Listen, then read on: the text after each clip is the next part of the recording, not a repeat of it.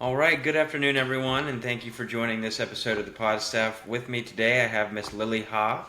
Lily is an experienced licensed marriage and family therapist. She is EMDR certified. She runs her own practice. So, Lily, I'll let you kick it off with a little bit about yourself, your background, and kind of just your day-to-day operations for your business. Well, thank you, Michael, for having me. I'm excited to be here and be a part of the podcast today. But just a little bit about me. I've been in practice, clinical practice, for about 12 to 13 years now. I started my clinical work in graduate school at St. Mary's University in San Antonio, Texas. And I've dabbled a little bit of everywhere in terms of just trying to gather clinical experience from a university setting to community agency, crisis stabilization, hospital, group practice, and then now to my own private practice located here in Allen, Texas. And what led me here? This my goal was ultimately always private practice. I just love the flexibility of it, to be able to control my own schedule and see the specific clients that I want and specialize in. And I've been in my own office for the last couple of years. I opened in fall of 2023 and still ongoing. So it's been a journey, but I think what's helped me was my experience at the group practice I was in Dallas. I was there for 6 years, and that's where I learned that I love to work with couples as well as individuals. So that's who I primarily see now in my own practice, individuals and couples, primarily focused on trauma work and those requesting EMDR therapy. Okay, so that transition from the group practice to your own practice is more so like your own practice, you're able to just do the EMDR and the addiction and family side of therapy instead of having to do a whole array of things that you used to do at the group practice? There I was able to kind of focus, on a niche too, but Okay. my purpose in being at the group practice obviously was, I think, to gain more of the business experience and learning how to run a practice. And the team that I was with was great. The owner of the practice was a great mentor, very knowledgeable, very helpful, and just a collaborative working relationship. So I got to do what I wanted to there, but again, it was a step towards the final goal, which was to have my own office. The next step after this, I'm hoping that eventually I can maybe turn my practice into a group practice and offer mentorship or supervision or something like that in terms of the EMDR realm. Not quite there yet, right? My practice is not that big, to the point of inviting, other clinicians, but I think that would be the next natural professional goal. So what's like been the path to becoming a therapist, especially one that specializes in EMDR? I mean, that's pretty specific. What's the schooling like, and how long did that take, and what was the journey like? It feels like so long ago, but actually, I originally went to undergrad with the goal of going pre-med, actually, and it wasn't until halfway through my college experience that I decided that's not the route that I wanted to go, nor the amount of time I wanted to spend in school after undergraduate. So, through different classes and then just really enjoying my psychology major, courses in undergrad, I decided to switch halfway and then went straight to graduate school right after I graduated undergrad. And how I chose marriage and family therapy specifically, I think a lot of that was just based on my own personal lived experience with my own family systems, and being first generation born here in the United States. I think it just gave me a unique perspective of how to look at families and how they operate, and just the importance of relationships and how that impacts an individual on a day-to-day basis is kind of what inspired me to specifically go that route. Hmm. So, and just to clarify, so your family is from Vietnam, right? Yes, Okay. yes. Both my parents, yeah, they came over here in 75, separately, and they met here in the United States. So, yeah, we are the first generation here. So, I think just the unique cultural and generational blends of that growing up in a family, where my parents came here, out of war, just has, just really kind of shaped worldview in some of our practices. So I think, we'll touch on it a little bit later, which is why I think it's so important why I approach clients from a systemic kind of perspective, because, our history tells a lot. Yeah. Yeah, Right. some people say if you don't know where you come from, you don't know where you're going. Yes, yes, Heard that yes. one? Yes, I mean, it's, yeah, cliche, but I mean, there's a lot of truth to it, right? Just, yeah, our history, colors Hmm. the present and the future. How can it not? Yeah, absolutely. So one of the I have it right here. I believe it's on your website. It just says therapy is not about fixing you. It's about reconnecting you to your strengths, values, and capacity for change. And that's an interesting take, really, because that's very specific. And a lot of people think that therapy is designed to fix you, or like I'm sick mentally, or whatever it may be, and I'm trying to get better. And I think a lot of people, myself included in my past, whenever we're going through things, we want that fix. Like we want to reach that point where we're good. We don't need any more. We're good. But in my experience, I have come to terms with the fact that it is a ongoing, repetitious matter. You have to keep doing the same things that got you to that good place if you want to stay there. So wanted to just kind of touch on your thoughts on general mental health in that aspect, and then kind of tie it into substance abuse, recovery, codependency, self-esteem, trauma, anxiety, depression, and how that fix that people are looking for isn't really, they're not going to arrive. You're going to walk them through the process. We talked earlier about you being a facilitator, so I'll let you talk about that. Yeah, I mean, in terms of the quote that you just mentioned, I mean, I think just in how I see clients and how I see the therapeutic process, I believe that each individual, I mean, a couple, if I'm seeing a couple unit, is that they have the resources and the knowledge to get them to where they need to go internally, without me ever having to, I guess, step in. But I think it's just the process. How do we get there, though? How do we tap into, the resources and the strengths and the skills that we've never maybe been in touch with? I think if I can just shed some light on that, it's just so cool to see people like increase their confidence.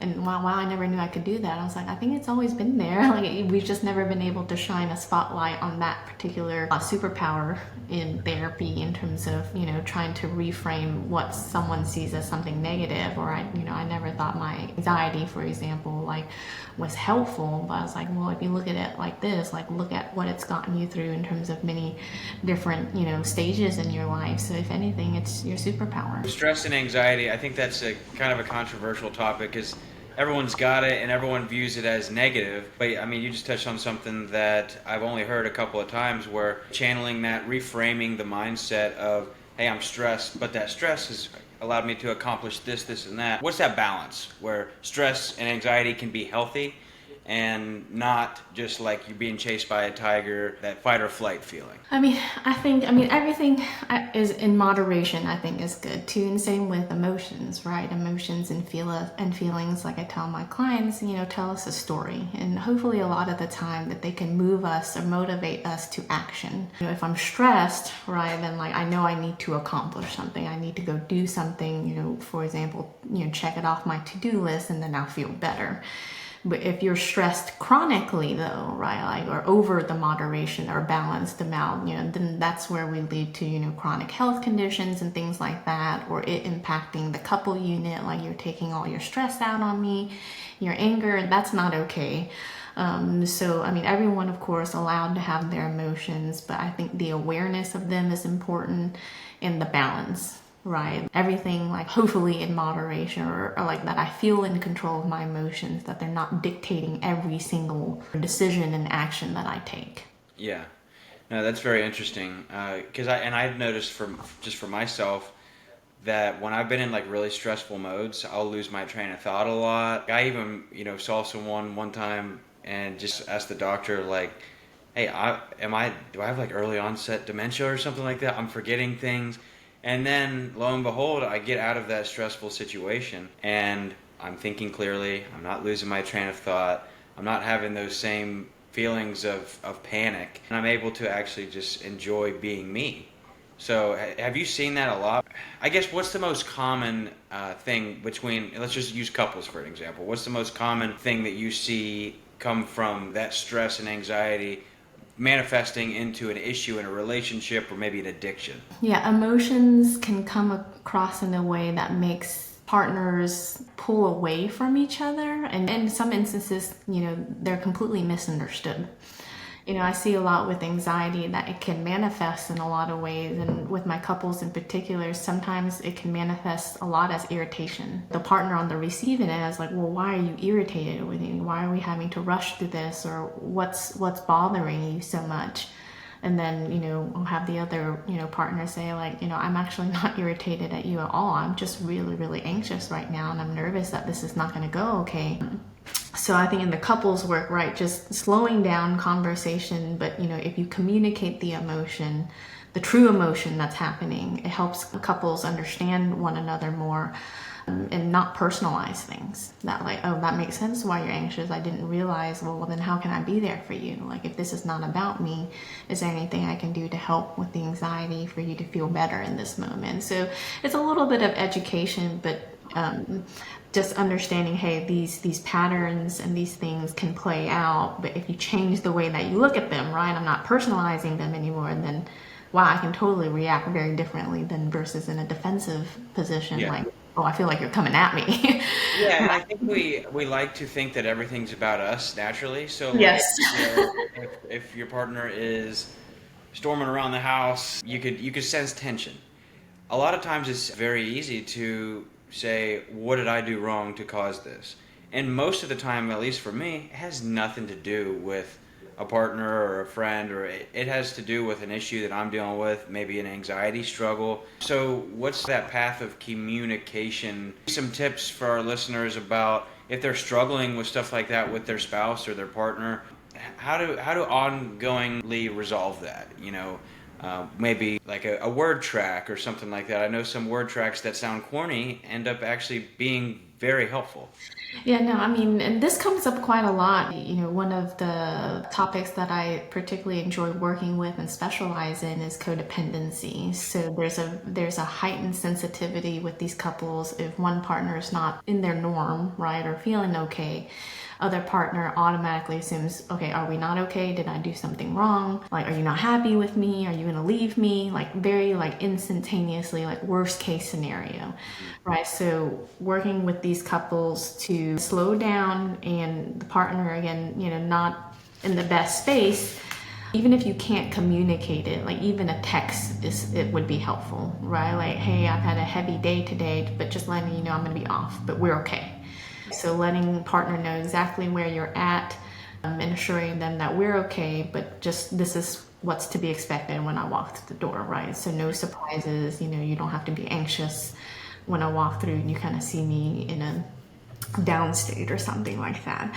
If you're not aware that I'm in that space, I always recommend for clients, like, again, before you assume that this is my fault and the other partner doesn't have the words to describe what's going on yet, I always say, hey, like, take a pause, take a break, even if it's 2 minutes, and then come back. Hey, I think something's off, but I just want to make sure we're okay. And most of the time, like, yeah, like, it has nothing to do with us, right? So even without words, you can still assure and let the other person know that I haven't quite figured out what's going on with me, but it's definitely not us. I feel like a lot of people with that pause, and myself included, I'm guilty of it too. I think we all are to some degree.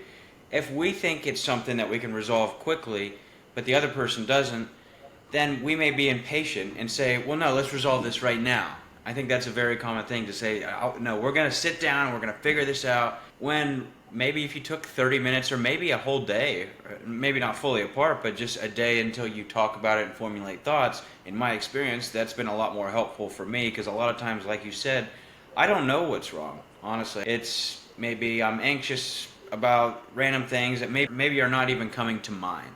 So I think that that's a very interesting topic.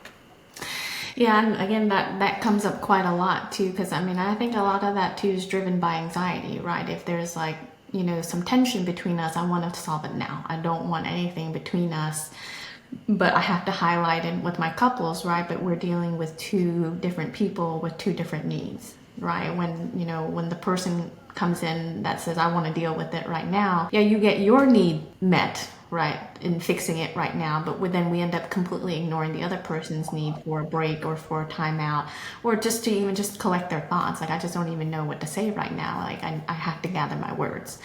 Hmm. Right. So then I tried to teach them on the back end, if we have trust around what conflict management looks like, then both of your needs can be met, right? If we can trust that if I say I'm going to be back in 20 minutes, I will be back in 20 minutes and we will resolve this. So, and if we can get in the practice of that, I think the other partner who wants to fix things right now, hey, I absolutely trust my partner. I know for a fact they're going to come back in 10 or whatever amount of minutes they said, and we're going to figure this out, and then it's going to be successful, that I don't have to push.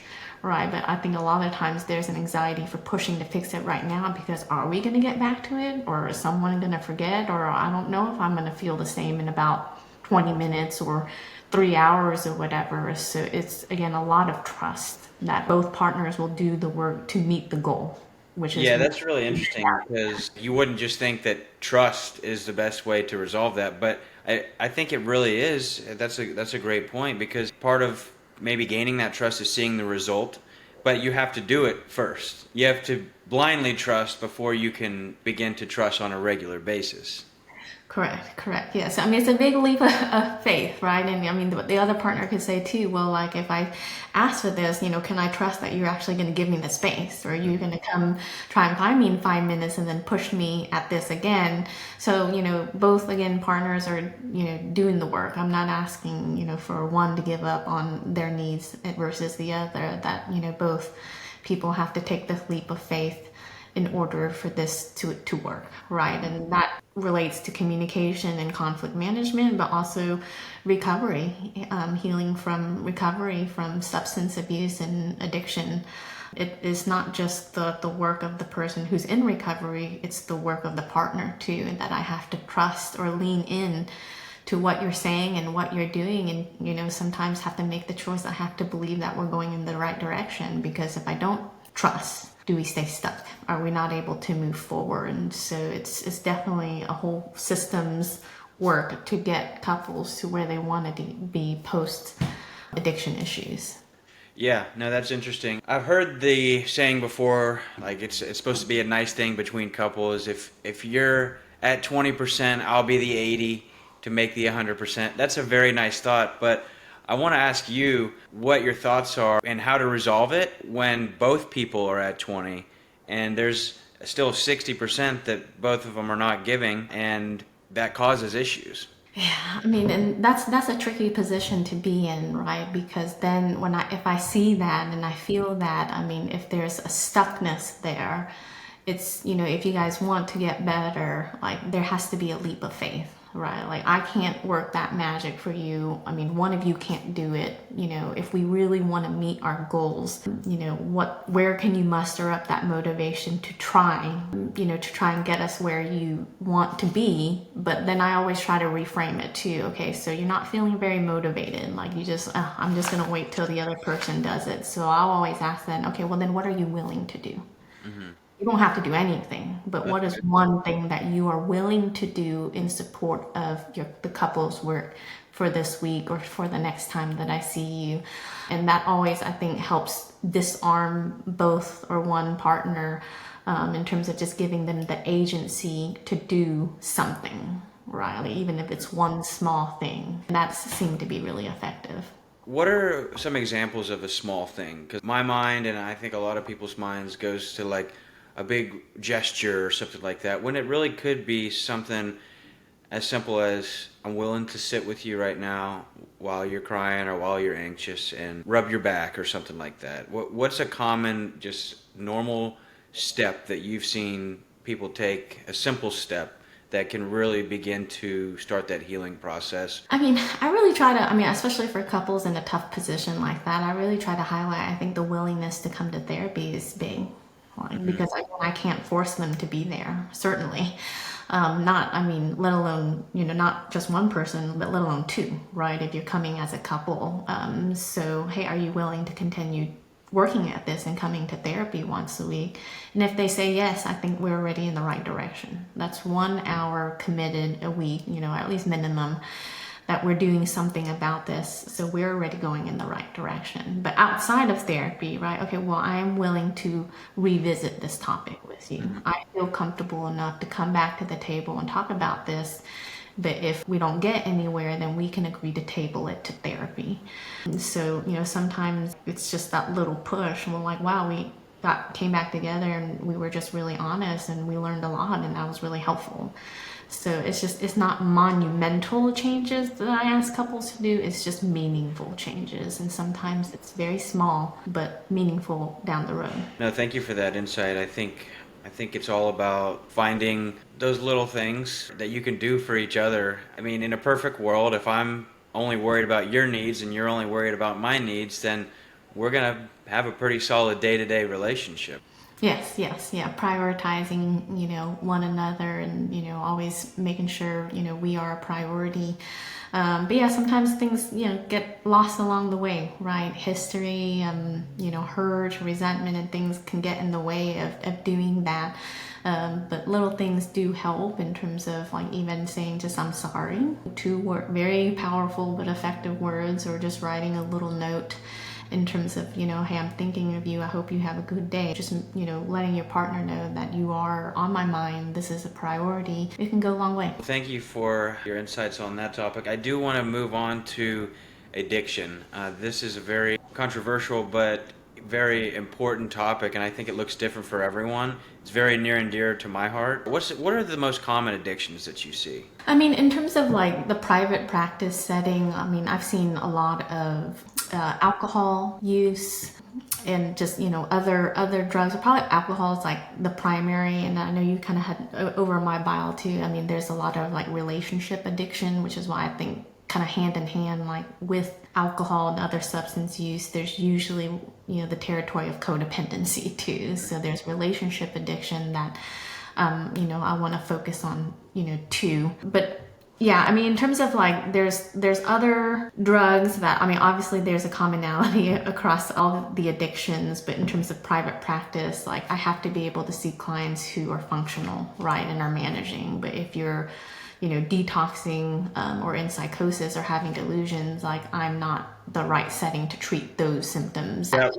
Where you would go to like a psych place, just depending on the need, like a psychiatric hospital for crisis stabilization, or rehab, right, if you're like physically needing to detox, and just being pulled out of the environment so you can focus on your recovery. Or if you're kind of in between, there's IOP, partial outpatient programs that can help. IOP is intensive outpatient, correct? Correct, where you're meeting at least 3 times a week as part of your recovery until you can transition to less intensive ongoing care. And I've been kind of in all 3 settings, so I kind of see kind of the acuity of what's presenting. But yeah, in private practice, I'm more supporting people who are in active recovery or who have recently relapsed, and we can work on, relapse prevention and getting back on track. But in terms of like acuity, yeah, like that's something like I can't treat. I don't have the capacity to treat in my setting.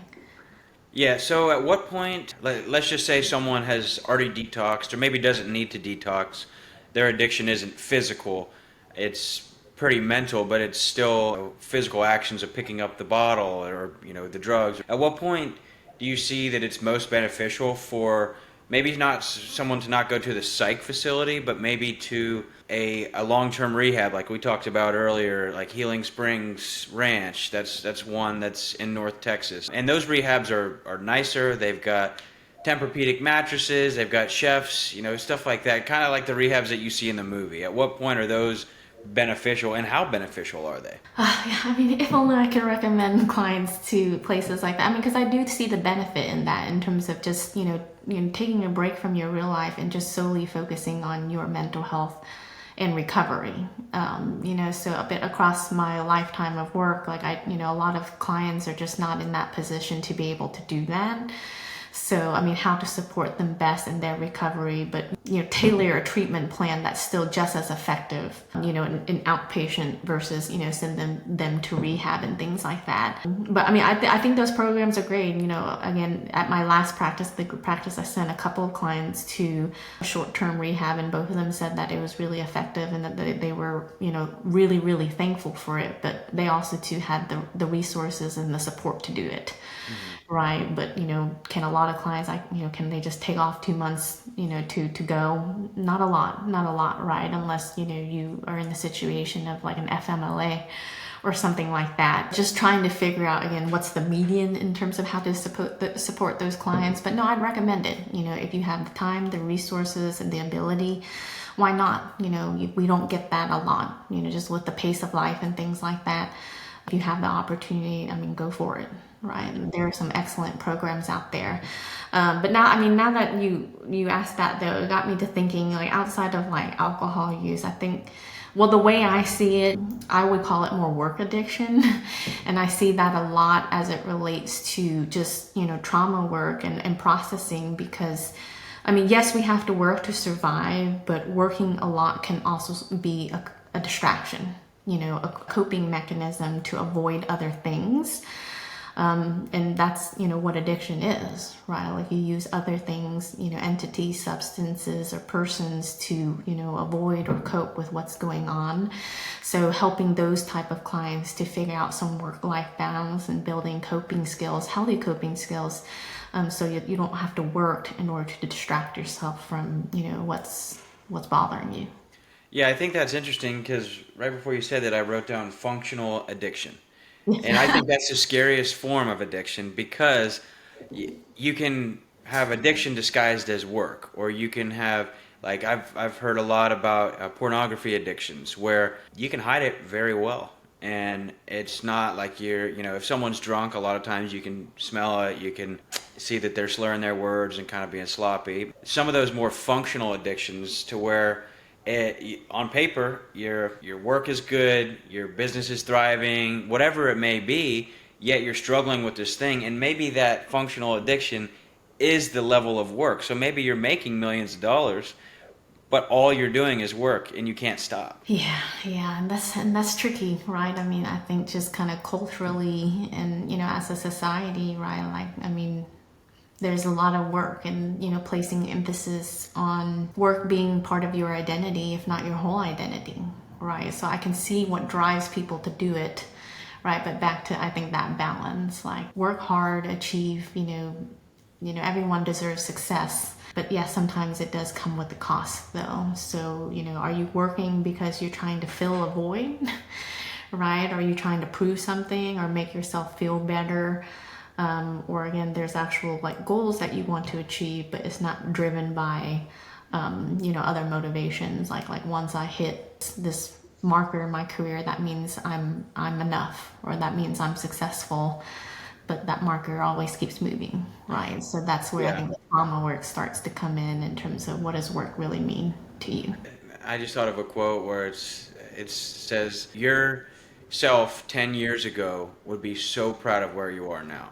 But we think that when we hit that next milestone or step, once we get the car or the house, then I'll chill out. But it's just never enough. It just keeps building. And I've been guilty of that a lot in my life. Where it's like, I just got to take care of this. I got to put my head down. I got to take the pain right now.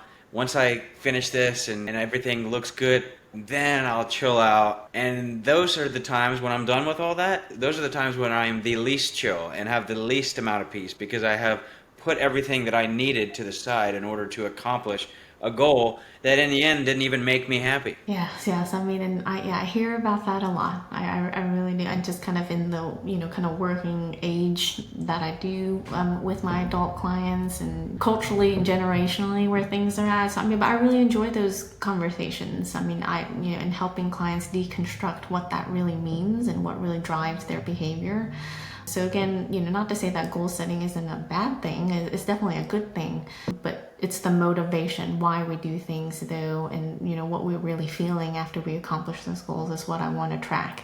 If you're not feeling fulfillment, then what's driving us isn't necessarily the right path anymore. At the point if you're coming to me, right, for help with that thing. But I think it's so cool though. I mean, it's neat to hear people, try and figure that out, because I think it's a real thing among all of us here, just kind of culturally trying to work and stay ahead and, live comfortably. I mean, just here in the United States, but it's definitely a tough balance, I would say. Yeah, I don't think it looks the same for any two people, but I think it is certainly interesting as well to have the light bulb come on in people's mind. And I'm sure you see that a lot with what you do every single day, because we were talking earlier about how you're just a facilitator most of the time. Their answers are already in them, but they don't know how to get them out. So you're kind of just guiding them through that process. Absolutely, absolutely. So I think that's cool. I mean, to be able to just support clients in that way and kind of just see them grow in their journey and kind of step into a place again of like just confidence and clarity and assurance. It's just really neat to see. And then weaved in, EMDR even adds to that additionally, because I also have a lot of clients, hey, I know what I've been through and I know what I felt, but I don't have the words to describe what's going on. So EMDR helps with that in terms of just, deconstructing and processing memories enough in a way that I finally have the language to describe what's going on for me. And that is really helpful for people. I do want to spend some time on EMDR. So what makes you think that someone needs the EMDR? And then how long do they do it? What are the results? Anything you can share about that? Luckily, I mean, with a lot of my individuals, they will upfront request it, kind of just knowing that it's available out there. And just, I think, after a number of tries with verbal therapy, hey, I'm not feeling the progress that I want, or I feel like I haven't addressed the root issues yet. So this is where EMDR comes in to address both of those things, right? Like that you do feel progress and that we are, addressing the root issues. If a client doesn't request it, just again through, assessment and learning more about a client, I will, here and there recommend, hey, I think you'd be a great candidate for EMDR because of the things that I'm hearing. And this is what it would look like. I will never push it. But just kind of based on their narrative and what they're sharing, their like presenting concerns are. I'm just like, I really think you could get relief through this type of therapy, for these reasons. So, and across the board, since I've been doing it, like any EMDR client I've had has never come back and told me, well, I don't feel better or I've not reached the goals that I wanted. There may be some like clients, well, like maybe it's not moving as fast as I want. And I always have to recommend them, well, like we certainly, don't come, wrapped in a pretty bow, right? It's almost like peeling an onion one layer at a time, right? So the more that we process, the more relief, but just kind of realistically, like there's a lot to process, right? If you're telling me we want to go through the last 20 years of your life, we just have to be realistic and that it's going to take time, but not to say that you won't feel some relief here soon. But we really have to focus on this, right? In terms of processing this material. And we'll always check in terms of has there been progress even within this one session. And there's a way I do that in terms of asking, a score rating at the beginning and then also at the end, part of EMDR protocol. And that will tell me, okay, we were going in the right direction. Like, so for example, like if we started at a 10, if you tell me you're at an 8 now, we made some progress. EMDR therapy stands for eye movement desensitization reprocessing. So the whole premise of EMDR is processing memories that are stuck in our brain, not adapted into the memory camp in a healthy way. So we're reprocessing it in a healthy way so it's stored in an adaptive, integrative way. But if it's not stored in a healthy way, that's why, you'll hear people like, well, I keep having the same memory, it's looping, or like I keep having the same response or PTSD response to this experience.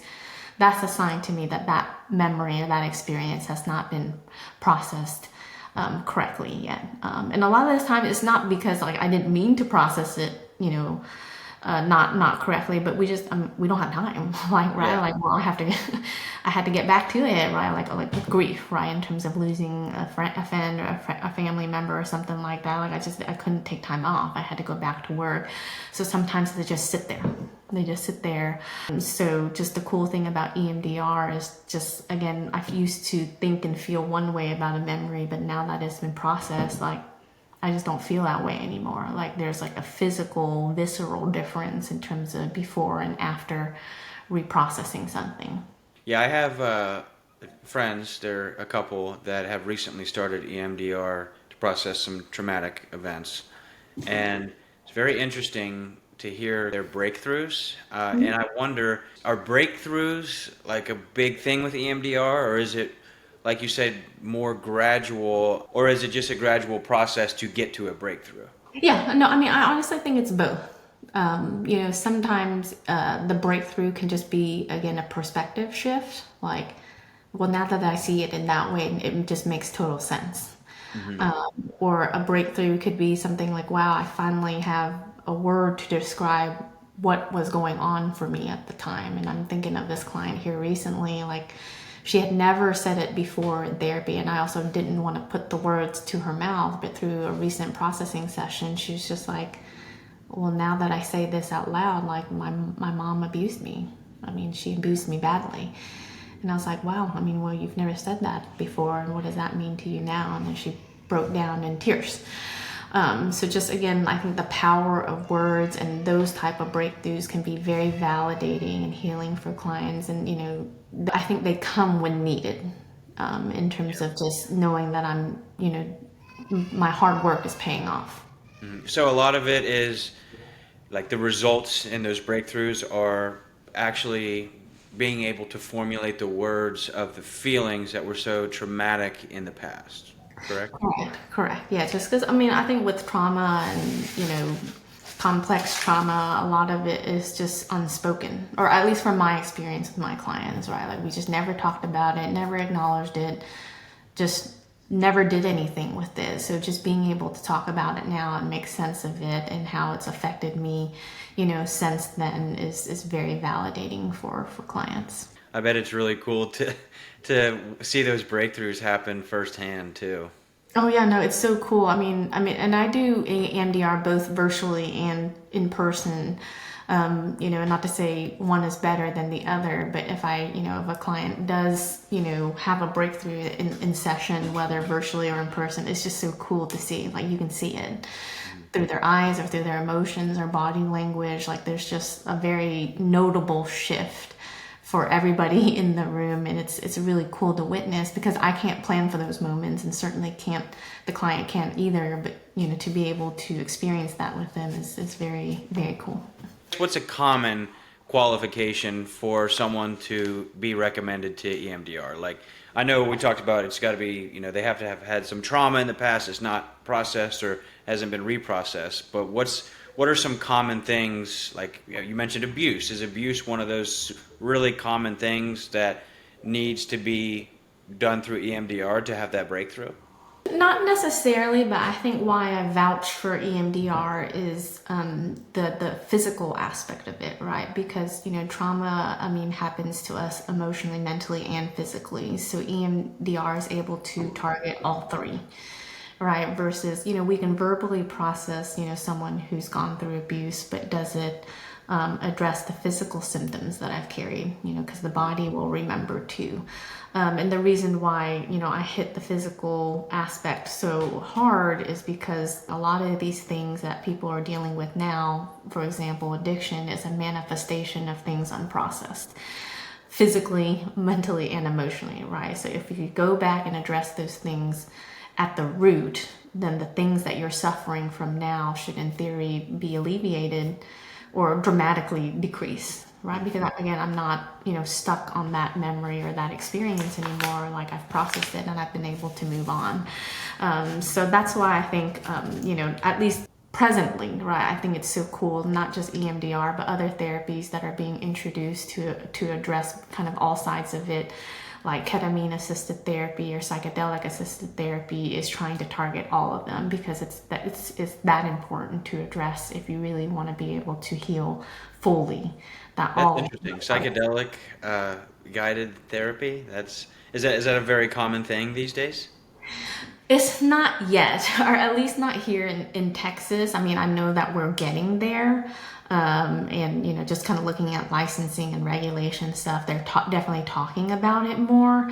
But I hope that we do get there, because I think it's such an essential part of healing, because, it's almost like physically working out, right? Like I can work out the upper half of my body, but if I'm not doing anything with the bottom half, like we're kind of half missing the picture, right? So these type of therapies, more holistic, kind of addressing all aspects, I think are so cool, but so needed for clients, who are just looking for, long-term relief.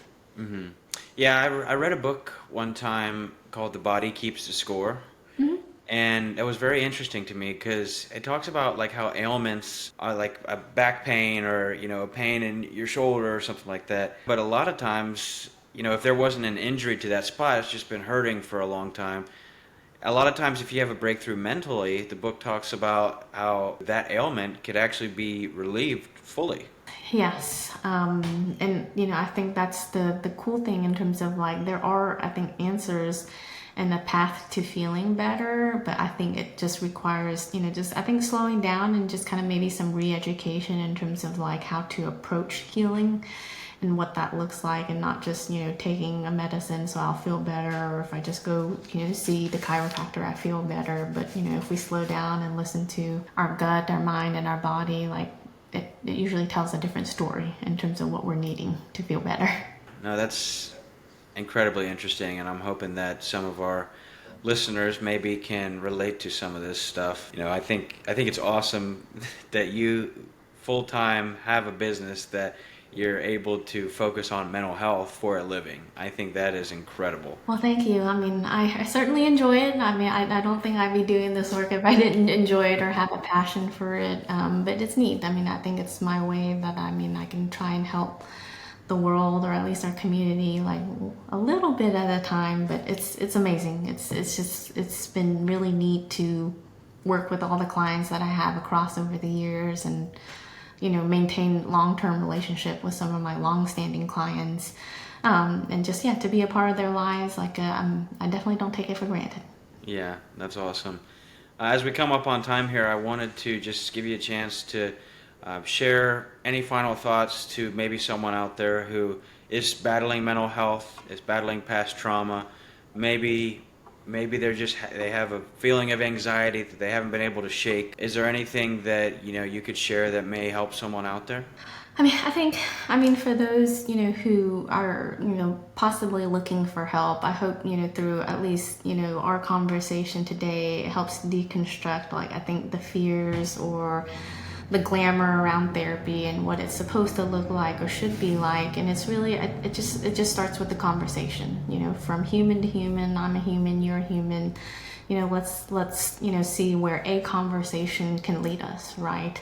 And I think the first most courageous step is just honestly getting through the door, right? Like, and a lot of this isn't meant to be figured out on your own, because if it was, my profession would not exist, right? If people could just figure it out on their own. But I hope that just normalizing conversation about mental health and seeking help, that it shouldn't be more than what do you want it to be, right? In terms of support or accountability, or again, intensive trauma healing. But wherever you're at, that's where I'm willing to meet you. And again, even if it's not with me, I hope that you feel comfortable in doing what you need to do to get the help that you deserve, because everyone should feel great. Yeah, absolutely. Now, if they did want to get in touch with you, what's the name of your business, and what would the best way to contact you be? The name of my practice is Blossom Counseling, and again, I'm located in Allen, Texas. And the best way, honestly, is you could look on my website, and it's blossomcounselingtx.com, and there is a contact form on there, and also my email and my business line, which you can call or text. any which of those methods of communication. I'm always checking all those platforms. So yeah, I mean, or again, if you don't even want to talk to me and you just want to go ahead and set up an appointment, there's also a scheduling link that you can create up your client profile and just request an appointment based on what availability works best for you, and we can go forward from there too. But if you want to schedule a consult or something like that, I'm always available and happy to do that. We just got to set up a time. Awesome. Well, thank you so much, Lily. This has been a wonderful episode. I think this is hopefully going to reach the people it needs to reach. Put that in God's hands. But still, I really appreciate you coming on, and it's been a wonderful conversation. So thank you. Thank you so much for having me, and I enjoyed having this conversation with you too. You made it so easy and comfortable, so I'm glad, and I hope it makes a difference for a few listeners out there, and just grateful for the experience. Yeah. All right. Thank you, Lily.